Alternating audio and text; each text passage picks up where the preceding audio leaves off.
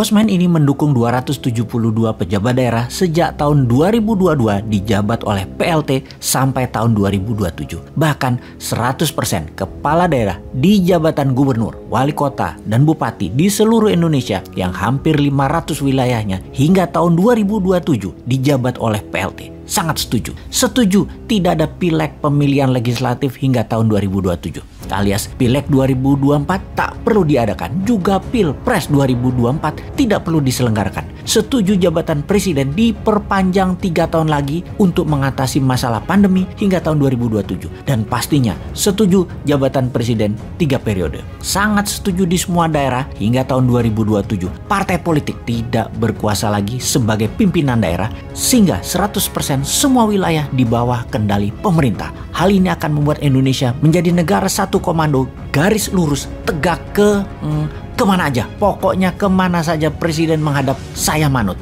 Anda orang terbaik, terjujur, dan timnya semuanya terbaik. Tidak ada tim di lingkaran pejabat seperti saat ini yang terbaik sepanjang Indonesia merdeka. Bahkan di dunia sekalipun tidak ada yang lebih baik dari tim yang saat ini menjabat di Indonesia. Bahkan dari 270 juta warga Indonesia, hanya merekalah yang terbaik yang saat ini menjabat. Oposisi itu pecundang semua. Yang berbeda pendapat itu pecundang semua. Semua orang pintar terbaik saat ini sudah menjabat semua. Itulah luar biasanya pemerintah kali ini. Terbaik. Karena itu misalnya, tindakan mem-PCR-kan orang sehat adalah solusi yang harus didukung. Walaupun di banyak negara antigen dan PCR difokuskan untuk mereka yang bergejala dan sakit, namun orang sehat yang berpergian di Indonesia menggunakan transportasi publik di-PCR-kan dan di-antigenkan adalah benar. Juga pihak swasta yang menyediakan jasa tersebut dengan berbayar mahal adalah strategi yang benar. Itu semua demi mengurangi pandemi dan efek negatif lainnya. Setidaknya karena mahal mereka malas berpergian sehingga penyebaran virus bisa teratasi.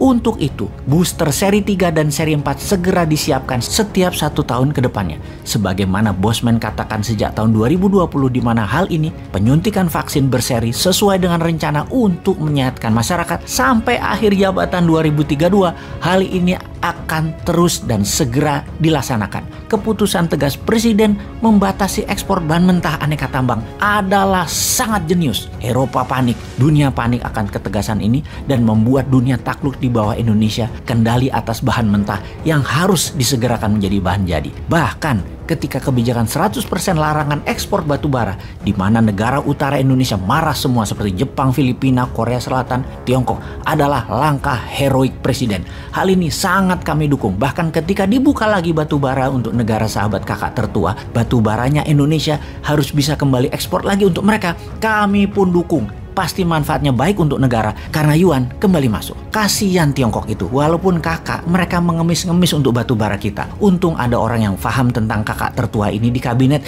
sehingga kita bisa memberikan sedikit kebaikan untuk Tiongkok yang sangat tergantung batu baranya oleh kita. Salut, itulah strategi yang benar. Lalu tidak ada terima kasih yang tertinggi dari kami, terutama saya pribadi sebagai warga NU.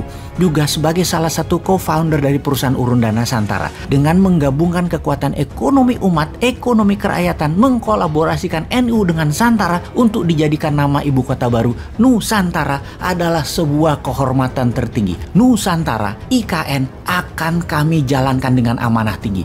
Dulu kami pernah meminta ke Sultan Jogja untuk mendapatkan sekeping lahan 2000 hektar Sultan Ground, di mana di wilayah ini kita akan jadikan seperti Hong Kong, City of London atau City of Venesia, di mana waktu itu kita akan membuat City of Mataram yang punya sistem keuangan dan administrasi berbasis blockchain dan lain sebagainya sebagai contoh negeri Wakanda yang baru dan nyata. Salah satunya kita akan menggunakan e-rupiah berbasis gold di City of Mataram tersebut. Akhirnya impian itu pun oleh Bapak Presiden dikabulkan walaupun dipindahkan tempatnya ke Kalimantan Timur, di wilayah yang lebih besar dari wilayah Sultan Groundnya Jogja, alhamdulillah, yaitu wilayah Kalimantan Timur Penajam. Saya pribadi yang pernah 5 tahun tinggal di Kalimantan Timur tersebut menjadi mendapat kehormatan. Pulang kampung nih kalau saya boleh pinjam meminjam frasa dari Obama dulu ketika mengunjungi Indonesia. Sekali lagi, terima kasih atas IKN yang investasinya mendekati angka 1.500 triliun rupiah yang kemungkinan dapat dari kakak tertua setelah kita berbaik memberikan batu bara kita. Akan kita laksanakan dengan sepenuh hati, mengingat ini adalah anugerah kehormatan bagi warga NU